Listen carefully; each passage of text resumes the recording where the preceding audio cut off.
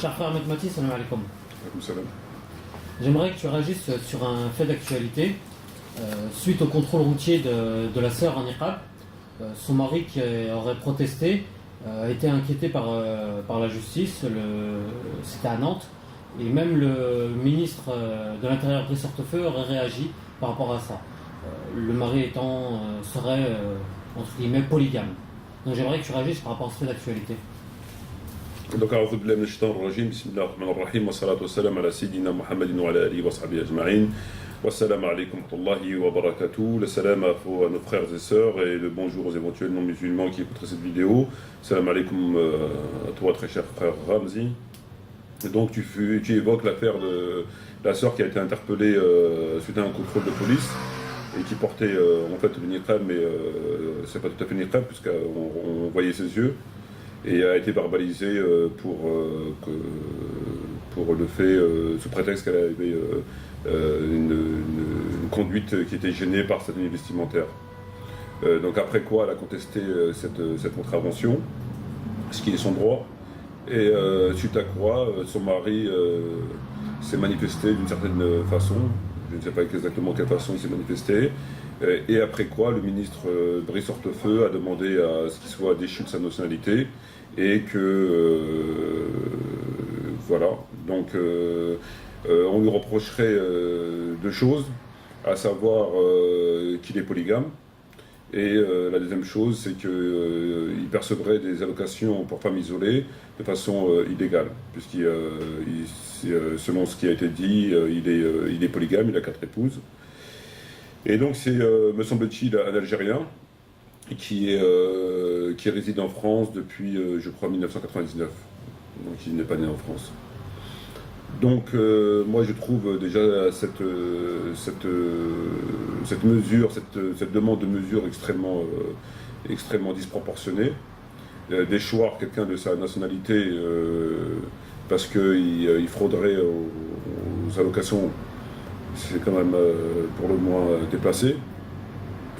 En général, quand on demande à ce qu'une personne soit déchue de sa nationalité, c'est pour des actes de terrorisme, c'est quand même des choses qui touchent carrément et réellement à la sûreté de l'État. C'est-à-dire quelqu'un qui, en ayant la nationalité française, commet des actes qui attaquent réellement le gouvernement français, qui le remettent en question, qui portent gravement atteinte à la stabilité de l'État français.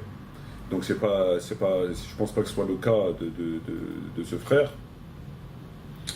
et parce qu'il serait polygame. Voilà. Donc moi je pense que ces deux raisons ne sont qu'un prétexte en réalité. C'est pas une raison, ce ne sont pas des raisons légitimes, des raisons justifiées, des raisons mesurées. Mais à mon avis, ce qui doit agacer le gouvernement français, c'est qu'ils doivent estimer qu'ils sont assez tolérants.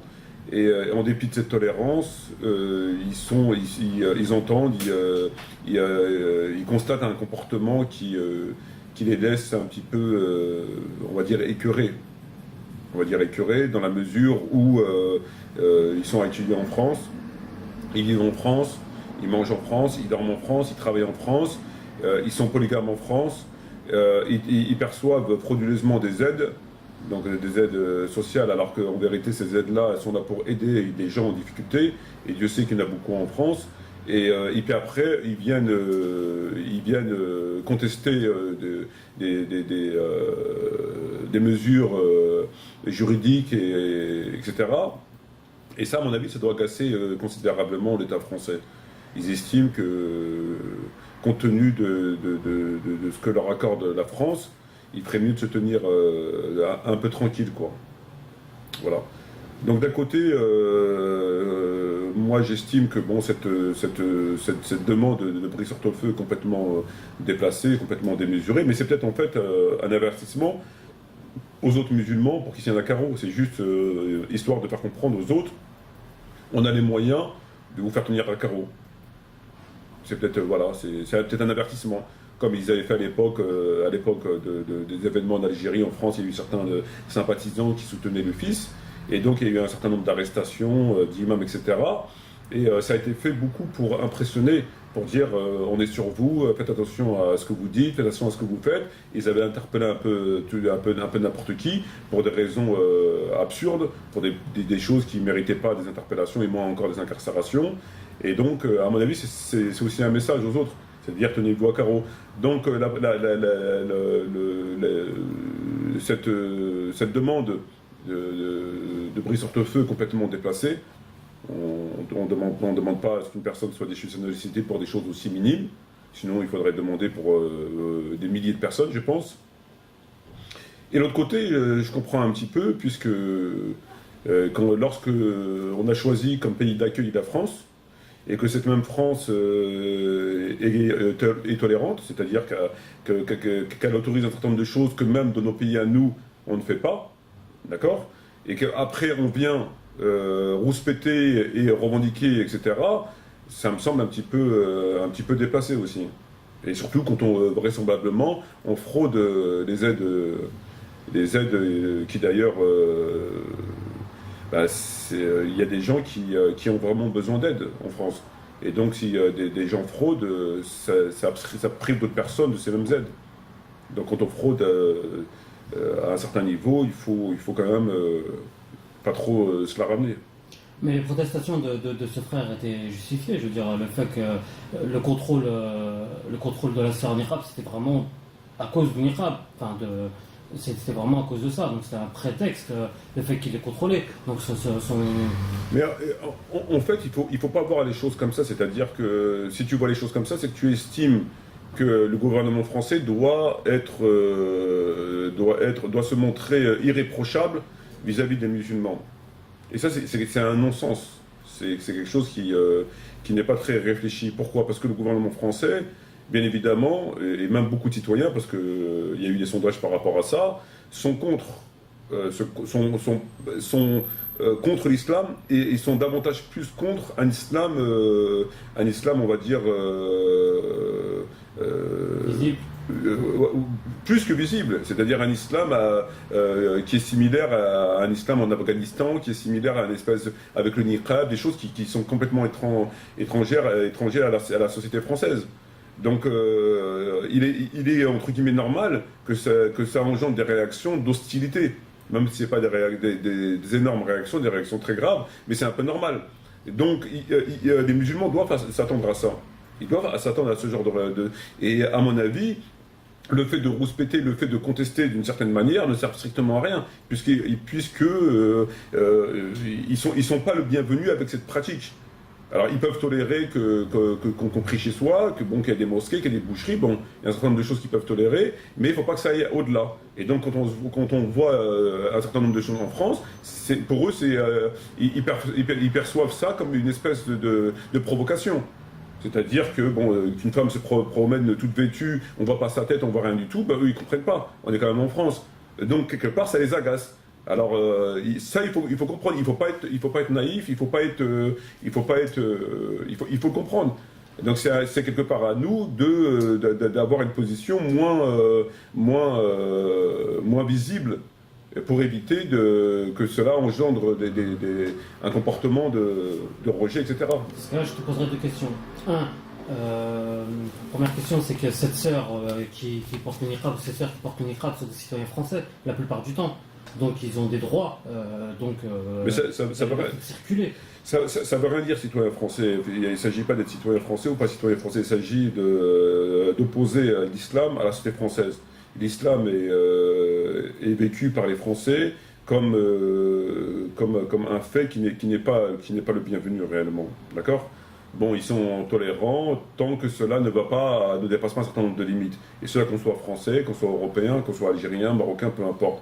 À partir du moment où ça va au-delà, c'est-à-dire comme on peut voir, parfois on ne peut pas passer dans la rue parce que les gens prient dehors, et le niqab, et un certain nombre de choses, et ça ne peut que les agacer. Et c'est quelque chose que je comprends. Donc lorsque tu es accueilli sur une terre qui est non musulmane, et que les gens ne sont pas de confession musulmane, et qui, au-delà de ça, rejettent l'islam, rejettent tout ça, il n'est pas dans ton intérêt d'avoir un comportement qui va les agacer. La question, elle se pose sur ça. Elle se pose pas sur la nationalité française, elle se pose pas sur les droits de l'homme, elle se pose pas sur tout ça. Ça, c'est des théories. C'est que des théories. Et la deuxième question, c'est comment on peut demander à nos frères et nos sœurs de se montrer un peu plus discrets à partir du moment où ils obéissent aux il faut pas demander à ce qu'on soit plus discret. Il y a deux positions à adopter, comme on l'a dit à plusieurs reprises. Il y a la première position qui consiste à dire je suis musulman, je suis musulmane, et le Coran, la Sunna nous impose un certain nombre de devoirs, d'interdictions et d'obligations. À travers cela, je suis en France, entre guillemets, malgré moi, parce que mes parents étaient là, parce qu'il n'y a pas de terre d'islam, etc., etc. Et je reconnais que je suis en infraction par rapport à l'islam. D'accord ? Donc il va falloir que je fasse un certain nombre de concessions pour éviter un certain nombre de conséquences. Bon. En attendant de trouver l'ouverture pour un jour pratiquer pleinement ma religion. En attendant, donc, je travaille dans ce sens-là pour pouvoir un jour pratiquer pleinement ma religion et non pas qu'une partie du livre. Ça passe par le fait de ne pas être habillé en niqab quand on sort, ça passe par le fait de ne pas faire un certain nombre de choses qui sont perçues comme des provocations, d'accord, même si elles ne le sont pas. Première position. La deuxième position, c'est qu'il y a des gens qui veulent avoir une pratique entre guillemets complète de la religion, sans concession, sans rien, mais qui font abstraction d'obligations fondamentales qui sont mentionnées dans le Coran et dans la Sunna. Donc, entre autres, le fait de vivre chez le kofar, le fait de payer des impôts, le fait de ne pas payer la zakat, un certain nombre de conséquences très graves. Mais, dans le même temps, ils revendiquent une pratique de la religion sur un certain nombre de points, et au-delà de ce que Dieu leur demande. Et donc, ils vivront tout le temps une situation de contradiction perpétuellement, puisque d'un côté, ils délaissent des hautes obligations, et de l'autre côté, ils revendiquent un certain nombre de choses sur un endroit que tu ne peux pas revendiquer. C'est impossible, d'accord ? C'est comme respirer sous l'eau. Et à côté de ça, ils perçoivent des aides, des APL, des femmes isolées, même à travers des magouilles, etc., etc. Et tout ça, c'est contradictoire. Tu ne peux pas revendiquer un islam total, complet, et n'en déplaise aux non-musulmans, mais vivre en France, etc., en contradiction avec l'islam, et en même temps frauder les aides, etc. Ça ne va pas. Toucher des aides n'est pas conforme à l'islam, dans un certain niveau. Traficoter, magouiller pour avoir davantage d'aides et vivre au dos de l'État, donc au mépris, aux dépens de certains nombres de citoyens, n'est pas conforme à l'islam. Donc il faut quelque part, il y a un moment donné, il faut choisir. C'est ou bien tu adoptes cette position-là, et c'est très bien, ou bien tu adoptes l'autre position, et l'autre position amène à ce qu'on voit aujourd'hui. Voilà. Mais on ne peut pas harmoniser les deux positions. Il faut choisir une position. Si tu estimes que ta France est ta patrie, etc., dans ces cas-là, il faut te plier à ta patrie, il faut te plier t'es perçu comme un invité ici, donc il faut te plier aux règles. Et dans ce cas-là, point de vue religieusement parlant, quelle est justement ta position ? Si on se plie, si on se dit que la France est notre terre d'accueil et que bon, on y reste, on y vit. Théologiquement parlant, c'est quoi notre position ? C'est comme notre position et c'est comme ma position par rapport à ceux qui pensent ça. Non, c'est-à-dire ceux qui pensent ça, qu'est-ce que l'islam dit de ces personnes-là ? Ils ne sont pas musulmans. Les gens qui vivent de plein gré en contradiction avec les lois de l'islam, etc., qui sont soumis aux non-musulmans, ils ne sont pas musulmans. Ils sont considérés dans l'islam comme des apostats. C'est bien évident. Ils ne sont pas au regard du texte, et non pas de leur foi, parce que c'est des choses différentes, au regard purement juridique, ils ne sont pas du tout musulmans. C'est bien évident. Quand tu te soumets à un État et tu obéis à leurs lois, et c'est eux qui te rendent licite, ce qui est illicite, etc., que tu payes des impôts pour aussi tuer tes frères, etc., tu n'es pas musulman, c'est bien évident.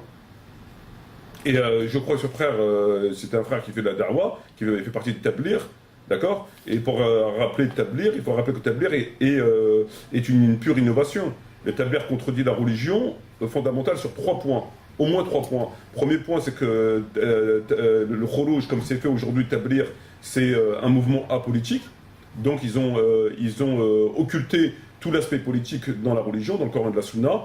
Donc on sait ce que c'est la politique, les lois pénales, etc. Donc pour eux, ça n'existe pas. C'est quelque chose qui est très grave.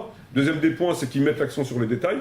Donc comment se coucher, la barbe, etc., le turban, etc., le bâton. Et de l'autre côté, ils ne respectent pas les hautes obligations, vraiment le statut de l'islam. Et troisième des points, c'est qu'ils ont inventé une da'wa qui n'existe pas dans l'islam. parce que c'est Mohamed Elias qui l'a inventé en 1923, et que cette façon de faire la da'wa, aller chez les koufars, vivre chez les koufars, et les appeler à l'islam, et que ça n'existe pas en islam, ça n'a jamais existé. Cette da'wa n'a jamais existé. Donc quand tu appelles les gens à l'islam, il faudrait que toi-même tu sois déjà dans l'islam. Or quand toi tu es en infraction par rapport à un certain nombre de choses, c'est pas très raisonnable d'appeler les gens à l'islam. Et en plus cet islam, c'est-à-dire un islam de la fin des temps. Je sais pas s'il nous reste encore beaucoup de temps. Il nous reste 2-3 minutes. Voilà. Donc il faut qu'il y a quelque part, il faut qu'il y ait à un moment donné choisir un camp. Il faut arrêter de prétendre à revendiquer un islam complet, total, sans concession, et l'autre côté toucher des APL, l'autre côté faire des magouilles pour toucher des femmes isolées, etc. Et puis en même temps insulter le gouvernement français qui te donne à manger, qui te donne à boire, et qui te donne de quoi subvenir à tes besoins. C'est quand même très grave. C'est quand même eux qui leur donnent à manger, qui leur donnent des aides, et en même temps ils les insultent. Donc la définition du mécréant du musulman par rapport au Coran, elle est tout à fait authentique. Néanmoins, là, on est dans une situation de confusion. Dieu, où le prophète, quand il se comportait aux mécréants, il leur appliquait les choses, parce qu'il était lui, etc. Alors qu'eux, on leur donne à manger, on les soigne, on les habille, on leur donne à manger, on leur donne à boire, on leur donne des aides, etc. Et après, ils nous insultent. Ils insultent l'État français. Ouais, même un chien, tu lui donnes à manger, il t'obéit, tu l'appelles, il vient. Un chien, à partir du moment où tu lui donnes à manger, à boire, il t'est fidèle. Donc si tu es musulman, arrête d'être soumis, arrête de ceci, puis voilà. Mais tu veux pas revendiquer les deux choses comme ça, c'est une contradiction, c'est de l'hypocrisie. Voilà. Très bien, écoute, je te remercie mon frère. C'est moi qui te remercie, et puis j'espère à la prochaine, Inch'Allah. Inch'Allah. Justement, on a effleuré le sujet du tabligh, il serait bien qu'on revienne là-dessus une prochaine fois. Quand tu veux, où tu veux, alors que tu veux. Inch'Allah. Ouais, shukran jazilan wa salam alaykum wa rahmatullahi wa barakatuh, et à la prochaine, Inch'Allah. Inch'Allah.